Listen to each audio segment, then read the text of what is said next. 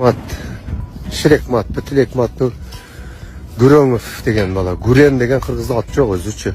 Күрен деген. Мен угулекмин мен. Кыргыз несилден. Азыр Кыргызстанда жашоо жакшы.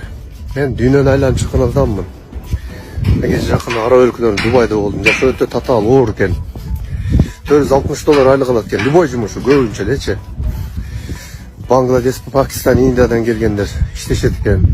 40 000 сом да. Анан ошондон тамак жатакана ошонун ичинде еще плюс биз $100 ашырып үй бүлөсүнө акча жөнөтөт экен. Ошолор да жылмайып же шүгүр деле жүрүшөт. Биз кыргыздар жакшы өтө семирип кетти. Жакшы салам бере албай калдык. Бизге негатив өтө толуп кетти. Ушул Күренов, Тилекмат мамлекет күчү жетпеген болсо уят да шерменде. Америкадан алдырыш керек бул жака. Анын грин картасы жок азыр. Алдырып туруп, алып келип өмүр бою камап салыш керек ошол эле. Бул көрө албас ичи тар бола турбайбы? Шиrekмат, Тилекмат, врачка сен тааныбайм деле. Мына YouTube'дан 5-6 жолу бир видеолорун көрүп калдым. Мына негизсизде сүйлөп атканын көрүп атабыз да. Мен лично мындай сүйлөшө турган болсоң, лично оңой эле мен Facebook'ка кирип эле жазсаң болот да. Факты менен мындай. Эгерде ушундай муктаждык болсо, оюң күчтүү болсо, колдоп коюш деле колдон келет. Урматтуу Москва шаарындагы мекендештер, Умбем клиникасы төмөнкү кызматтарды сунуштайбыз. Педиатр, гинекология, стоматология, неврология, хирургия, кардиология, лор, УЗИ жана башка. Андан тышкары массаж жана бардык лабораториялык анализдер. Толук маалымат +7925 103 22 77. Биздин дарек Москва шаары, метро Нахимовский проспект, Сивашская 7, корпус 2. Сиздин ден соолугуңуз биздин камкордук. Келет, бирок сен ички дүйнөңдү билебиз да. Сабатсызсың. Англисчен атамгасын билбейсиң. Ошого Америкада жүргөн болсоң, трак мени стройкалар бар, ошолорду иштеп эле сага муктаждык жок. Анан биз да элбиз да. Эки досу кетиребиз, тиги бу деп атасың. Айлыктар, пенсиялар кошулуп атат. 100 мектеп курулду мына быйыл эле. Мен сүйүнүп атам ар бир нерселергечи, ийгиликтерге, жакшы нерсени көрө билиш керек. Анан сен бир чоңураак бир ишти жасап койсоң, анан бул жигит да колунан келет дейт элек да. Ошо врачка мен жакшы эле таанысың да. Анан мындай эркекче сүйлөшөбүз десең, эркекче эле сүйлөшүп коербуз. Мушташабыз десең, мушташып деле коербуз. Колдон келет. Дух деле жетет. Сен духуң 10 болсо биздики 100, Аллага шүгүр. Досторумдан сурасаң айтат. Өнөр башка, мүнөз башка да. Кой деп угуп жүрөм да мындай не депчи. Садыр Жапаровду 2020-да биринчи колдогондордон мен болгом. Кайрылуу кылганда Facebook'тан 5100 поделисе болгон. Мен азыр сыймыктануу менен айтам, мен колдогом деп. Бүт Кыргызстан кыдырып чыккам. Кыдырып чыгып колдогон элдерме 80% өтөт дедим, 80%. Биз да жашыбыздан бери талаада жүрөбүз да. Көчөдө жүрөбүз. Ошого алдын ала мындай айтып коеюн, сенин келечегиң жок баласың. Эркекче эле саясаттан ордуң таба албайсың. Андан көрөк өзүң окатың кыл. Анан эгер кызыккан суроолоруң болсо, мына мага личка Facebook'ка, Instagram'дан жазсаң, номерди берем, сүйлөшөбүз. Мына тынчтык элди мына козута албайсың. Колуңан келбейт да. Жөн окатың кыла бер, өйсө кыла албайсың. Ошо туугандар таркатып койгула. Эми мындай калыс сөздү айтып коюш керек да. Кысмайып отурган жаман мындай жактырбайм да мен. Мындай шарт мына болгондой айтабызчы. Тартип керек Кыргызстанга болду. Эл өзүнүн окатын акырын мындай кыбырап, кыймылдап алдыга жыла берет. Тынчылык керек. Дүйнөдө көрүп атабыз нелер болуп атканынчы. Ошо Америкадагы жашооңду көрүп келген менчи. Бир эмес 3 жолу барып келдим Америкага. Ошол жактагы Америкалардан 10 эсе бактылуубуз. Ошого шүгүр деш керек. Досум, сен Ембанк номериңди айтып өтүп кетсең башында да. 51 менен 19 14 400 Алимов Дастанбек А деп чыгат. Урматтуу бир туугандар, азыркы учурда Ош областына караштуу Раван районунда ушул Дастанбек деген досубуз сколиоз оорусунун 4-степени менен ооруп калыптыр. Ушул чет жакка барып операциясы үчүн $45,000 керек экен. 100 000 деген миллиондогон адамдар көрөсүздөр. ушул жигитке кайдыгер карабастан өзүнүн эм банкына перевод кылып кетсеңиздер аябай жакшы болот эле. Ушул жигит дагы операция болот эле туугандар, Алланын ыраазычылыгы үчүн. Буга чейин дагы билесиздер, аябай көп жардамдарды кылып келгенсиздер. Бул жигитке дагы эч качан жолдо калтырбай жардам бересиздер деген ниеттемин туугандар. Assalamu alaikum. Men bul оору менен балалык кезден бери ооруп келем. Бул эми аракет кылып баштадым буюрса. Иншалла бул дүйнөнүн эрежеси. Күчтүүлөр гана дүйнөдө жашап калат.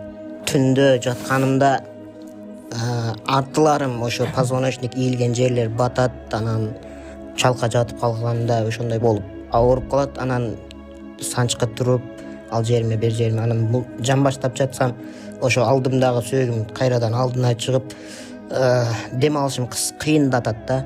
Анан түнү жатканымда кичине чалка жатканымда мындай кылып берсем, мындай эки ошо грудной клетканын бир немелери кусоктору бири-бирине кирип калганын сезем да, кадимкидей. Анан үйүшүп ооруп калгандан массаж кылам. Ошол жерлерди массаж кылып өзүм ата-энеме билдирбей неме кылып жай берем да, анан көңүлүм неме болуп, анан жатып дем алып калам. Жайылып кеткенден кийин өзүм жаным арам алып калат да. Ушундай абалда турса дагы эч качан намазын калтырган балдардан эмес, мечитке барат. Ушул досума кайдыгер карабастан эм банкына жана ошондой эле единица катары деле салып койсоңуздар болот. Өзүнүн эм банк номерине дагы перевод кылып, ушул операция болуп кетүүсү үчүн себепчи болуп калыңыздар. Assalamu alaikum dostlar. Өткөн жумада, жок, тагыраагы аркы жумада жогорку кеңеште бир топ депутаттар демилге көтөргөн экен. Лелинден айкелин алып салуу боюнча, алмаштыруу боюнча, анан арачолодо эле ошонун артынан социалдык тармактарда аябай талкуу күчөп кеткен. Туура кылат депутаттар, демилгесин колдойбуз, лелинди жоготуш керек, лелинди эмне кереги бар дегендей кылып, жана мен ошондо посттордун бирине комментарий калтырып койгом. Ай, Лелин силерге эмне жамандык кылды? Лелинге тийишпей оокатыңарды кыла бергилечи. Тарыхты мылтыкпен атсаңар келечек замбирекпен атар унутпагыла дегендей кылып пост жазып койсом, комментарий жазып койсом, ошол комментарийге жооп жазыптыр бир эки жигит балакайлар. Мага акыл айтып, ушу Лелинди сиз жакшы көрөт окшойсуз. Жакшы көрсөңүз айылыңыз калып барып кое албайсызбы айкелин? Огородуңузга кое албайсызбы десе, дагы бирөө какшыктагандай кылып жазыптыр. Фамилияңызды эле Ульянов кылып өзгөртө албайсызбы? Лелинди сиз жакшы көрсөңүз дегендей кылып, жанан жооп бергим келген эмес, бирок кече мырда күнү Тамс медиада бул боюнча атайын иликтөө жүргүзүптүр дегеле ошонун алышы боюнча кандай карайсыздар деп анан коомчулуктан пикирин билгенге аракет кылыптыр да, ошолорго кошулуп өзүм пикиримди билдирип кетким келди да, негедир. Дегеле ошо жанагы балакайларга айтайын дедим эле да, батышты каалаган эгемендик деркилердечи, Лелин силерге эмне жамандык кылды? Лелин кыргыз элине эмне жамандык кылды? Кыргыздын элин аттуу, кыргыздын жерин саттуу, силер жергендей Лелин эмне зыянын келтирди ушу кыргыз элине? Тескерисинче кыргыздарды колония кылып басып алам деп, жерин тартып алам, элин басып алам, колония кылам деген Николай II кыргыздарды аттырган падышаны ошо Лелин аттырып салбадыбы? Үркүп Кытайга качкан кыргыздарды кайтаруу боюнча демилген ошо Лелин көтөрүп чыкты го. Же бул жалганбы? Бул тарых да. Анан ошол улуу кыргыз каганат деген түптөгөн кыргыз элин экинчи жолу мамлекет түптөшүнө түрт көргөн ким? Лелин да. Же калппы? Же муну да танасызгарбы? Же муну да чанасызгарбы? Ошол социалисттик коомдо биз кыргыз автономдуу областы республикасы, союздук республика, анан мынтип атты эгемендик мамлекет албадык. Ошо Лелиндин эмне жамандыгын көрдү кыргыз эл? Айткылачы ошол жерден. Билсеңер, ошо Лелин не жамандык кылды кыргыздын элине, кыргыздын тарыхына, кыргыздын дегеле наркына, каада салтына, үрп адатына Лелин не жамандык кылды? Тескерисинче Лелин сабатсыздыкты жойду го. Миллиондогон кыргыздарга билим берип окутту го. Бүтүндөй оку жана деген окуудун деген демсин алдында бардыгы чоңойдук го. Мына силер айтып аткан сенектик, биз айтып аткан советтик дордо биз төрөлүп, биз өсүп чоңойдук. Билимин алдык, тарбиясын алдык. Силер биринчи Лелинди ким экенин билиш үчүн атаңардан, апаңардан, чоң ата апаңардан сурап көрсөңөр болбок. Лелиндин канчалык пайдасы тийгенин, канчалык зыяны тийгенин ошолор айтышы керек эле да. Мен сыяктуу силердин деле атаңар бар шығар да. Апаңар бар шығар да. Мен сияқты сілердің атаңар төшінде мына жерде 5 бурчтуу значок тағынған шығар да, октябрат болған шығар да. 1-ші классқа чейин, 3-ші классқа чейин біз Володя Ульяновтың суреттер значок тағып октябрат болғанбыз. 3-ші класстан 7-ші классқа чейин қызыл жабу тағынып, қызыл значок тағынып Сегдагатов деген пионер болғанбыз. Анда кейін комсомол болғанбыз. Дегенім біз 10 жыл бойы ошол Ленинди төшүбүздө көтөрүп жүрүп чоңойдук да. Улуу Ленин атабыз биз чоңойдук капасыз деген уранды жатка билчүбүз да. Баардыгы ошентип окуп чоңойдук. Ошол Ленин курган советтик дордо кыргыз эли эң өсүп өнүкпөдү, эң чоң ийгиликтерди ошол кезде жаратпады. Анан ошолорду баарын танып кетип анан бүгүн Ленинди душман кылабызбы? Айтып ошол советтик дордо кыргыз эли менен басылып жашады, же болбосо кандай күндөрдү өткөрдү? Менимче, мен билгенден ошол советтик дордо Кыргызстандын эң өсүп өнүккөн мезгил ошол кезге туш келет. Чыңгызга окшогон чыгандар ошол советтик дордо болгон. Ошолдой чыгармаларды жараткан. Азыркы эгемендиктен кийинки акын жазуучулардын китептери ошончо тилге которулуп басылып чыгып атабы? Чыңгыздыкынан кыйын чыгарма чыган жазуучулар барбы? Айткылачы? Жок да. Симонкулдан ашкан мыкты актерлор барбы? Айткылачы? Жок да. Бүйсарадан ашып кеткен бийчиңер чыктыбы Кыргыздан? Жок да, ошонун баары советтик дордо чыкпайбы? Тасмаларды айтып эле коеюн. Эң мыкты деген тасмалар ошол кезде тартылды да. Бөөр зындан, Агылбестин тукуму, Караш, Бетмебет, Жамила деген, эмне деген тасмалар тартылды. Эмне деген залкар корифейлер өттү. Төлөмүш Шөкөев, Болот Шамшиев, Доорунбек Садырбаев, Геннадий Базаров, Динар Асанов сыяктуу режиссерлор. Аларды аша турган, аларды баса турган режиссерлор чыктыбы? Кадырбек Осмоналиевдей олимпийский чемпиондор чыктыбы? Чыккан жок да. Иса Акунбаевдай хирургтар чыктыбы? Чыккан жок да. Жаша турган. Же буну да тааныш керек. Мына ушулардын баардыгы ошол Ленин түптөгөн, Ленин күчтөгөн советтик доордо ошол мезгилде Кыргызды бүтүндөй дүйнө жүзүнө таанытып атпадыбы? Же бу да калппы? Кыргыздын адабиятынын, маданиятынын өсүп өнүккөн мезгили туруптур ошол Ленин түптөгөн 73 жыл өмүр сүргөн советтик доорго барып такалып атпайбы? Бул тарыхта. Силер Лениндин айкелин жылдырып койгула.